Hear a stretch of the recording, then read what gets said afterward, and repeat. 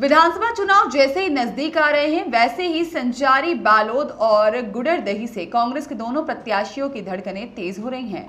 कहीं इस बार उनका पत्ता साफ ना हो जाए, क्योंकि टिकट वितरण के बाद दोनों काफी खुश नजर आ रहे थे। उनको लग रहा था कि इस बार आसानी से जीत हासिल होगी। उनके टक्कर का कोई दमदार प्रत्याशी नहीं दिख रहा था। भाजपा ने गुडरदही से पूर्व विधायक रह चुके वीरेंद्र साहू को टिकट दिया, जिससे उनके समर्थकों और भाजपा प्रत्याशियों में काफी खुशी देखी गई, जो कि जीत के प्रबल दावेदार माने जा रहे हैं। क्योंकि आसपास के पंचायत के सरपंचों का आरोप है कि काम देने के पहले यह कमीशन मांगता था। दूसरी ओर बालोद से राकेश यादव को टिकट मिलने पर संगीता सिन्हा, जो पूर्व विधायक रह चुकी हैं, अपनी जीत से काफी अस्वस्थ थी। पर वहीं निर्दलीय प्रत्याशी के रूप में मीना सत्येंद्र साहू ने नामांकन भर करके उनका समीकरण ही बिगाड़ दिया और यह साबित कर दिया है कि भाजपा और कांग्रेस से कहीं आगे निकल रही हैं, जिसको पूरा साहू समाज और अन्य समाज के लोगों द्वारा भी भरपूर समर्थन दिया जा रहा है, जिसमें संजारी बालोद में इस बार निर्दलीय प्रत्याशी को विजय दिला सकते हैं, ऐसे मतदाताओं का कहना भी पड़ रहा है। वहीं पर मंगलवार को ग्राम जुंगेरा में बालोद के तीनों विधानसभा क्षेत्र के प्रत्याशियों के लिए स्टार प्रचारक के रूप में कांग्रेस की राष्ट्रीय नेता प्रियंका गांधी को बुलाना पड़ा और अपने भाषण में उन्होंने बालोद जिले से एक महिला विधायक को चुनाव मैदान में खड़े होने की बात कही। आखिर किस महिला प्रत्याशी को वह भूल गई, जहां पर डोडी लोहारा विधानसभा क्षेत्र की महिला प्रत्याशी अनिला भेड़िया, जो आदिवासी समाज से जुड़ी हुई हैं, जिनको इस बार भी मतदाता विधायक के रूप में देखना चाह रहे हैं, और दूसरी संजारी बालोद विधानसभा क्षेत्र की महिला प्रत्याशी संगीता सिन्हा, जिनके पति पूर्व विधायक रह चुके हैं और हमेशा विवादों में रहकर अवैध कार्य, सट्टा, शराब और कई मामलों में संलिप्त भी रह चुके हैं। साथ ही में यह आम जनता की धारणा है। प्रियंका गांधी को हेलीकॉप्टर से स्वागत करके अनिला भेड़िया ने उन्हें मंच तक लाया। हेलीपैड में उनका परिचय प्रत्याशी के रूप में किया गया। संभवतः इसी कारण से यही बात कही गई थी कि यहां से अनिला भेड़िया प्रत्याशी हैं। उपस्थित कुछ लोगों ने तो बताया कि बालोद से बहुत ही कम कार्यकर्ता सभा में पहुंचे थे, जबकि यहां पर डोडी लोहारा और गुडरदेही से काफी संख्या में कार्यकर्ता यहां पहुंचे। गाय का गोबर खरीदा जा रहा है, सरकार खरीद रही है। क्यों? आपके पैसे आपको देने के लिए, आपकी जेब में वापस डालने के लिए, आपको मजबूत बनाने के लिए। आप पे कोई टैक्स तो नहीं लग रही है, इस पे खरीदा जा रहा है आपसे। इस तरह से आपकी समस्या भी हल हो गई और आप कमा भी रही हैं, मजबूत भी हो रही हैं।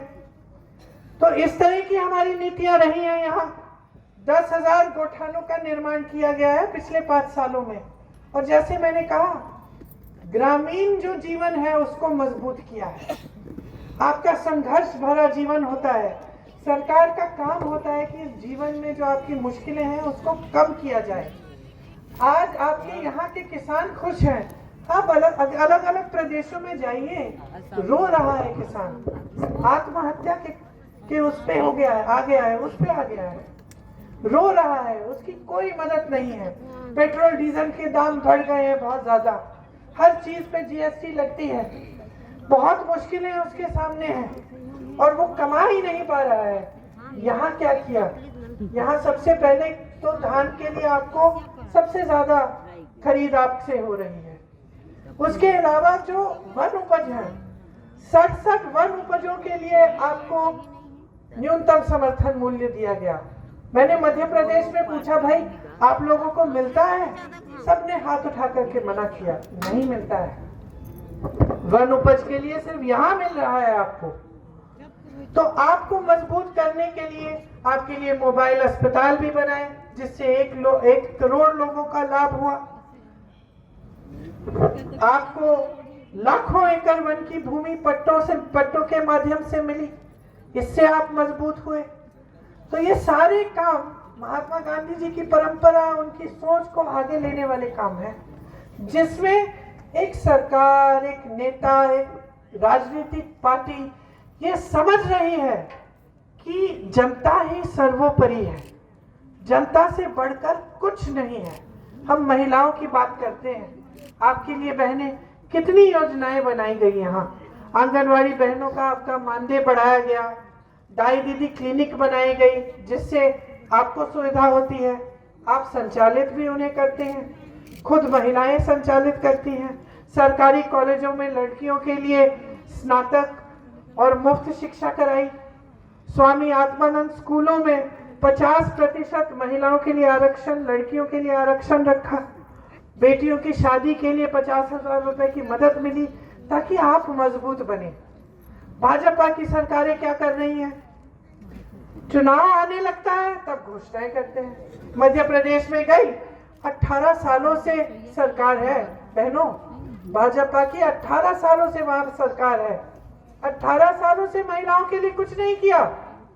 अब चुनाव आ रहा है, 2 महीने पहले घोषणा कर दी कि आपके खातों में हम पैसे डालेंगे हर महीने।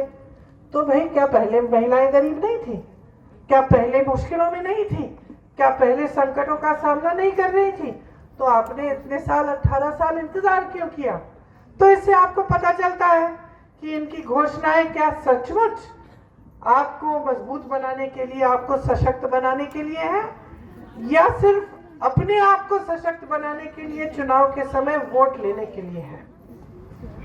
तो जब मैं कहती हूं कि गहराई से समझो, एक समय था जब भाजपा का राज था छत्तीसगढ़ में, आपका प्रदेश, जब लोग छत्तीसगढ़ का नाम।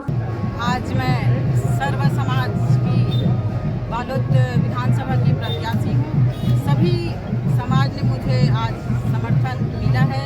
निश्चित रूप से मैं जनता की आभारी हूँ। आज जो जनता मुझे आशीर्वाद दिए हैं, निश्चित रूप से मैं जनता की सोच के अनुसार आगे बढ़ूंगी, जनता की सेवा करूंगी। आज भाजपा के प्रत्याशी और कांग्रेस के प्रत्याशी दोनों जनता के अनुकूल है। आज कहीं न कहीं जनता तीसरा विकल्प के रूप में देख रही है। आज तीसरा विकल्प के रूप में मीना साहू को अपना बोधन भट्ट की रिपोर्ट।